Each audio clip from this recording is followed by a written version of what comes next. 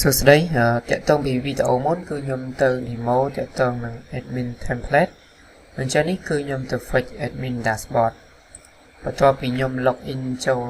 ជា admin ទៅគឺខ្ញុំទទួលបានឯគេprofile edit not defined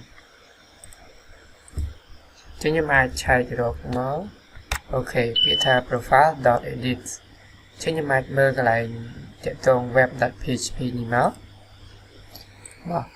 ចានេះគឺប្រហែលជា4ថ្ងៃមុនគឺខ្ញុំបានបិទ route មួយហ្នឹងចឹងខ្ញុំអាចបើកវាឡើងវិញមកចឹងខ្ញុំទៅ clear cache មួយ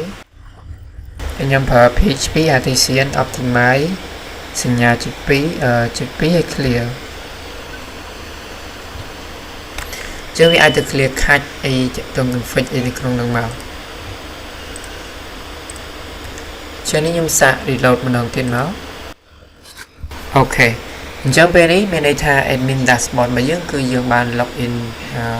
យើងបាន fetch ហើយចឹងយើងនឹងជួបគ្នានៅវីដេអូក្រោយទាក់ទងនឹងយើងទៅ customize ដែលយកពី admin template យកមកប្រើនៅក្នុង admin dashboard របស់យើងបាទសូមអរគុណ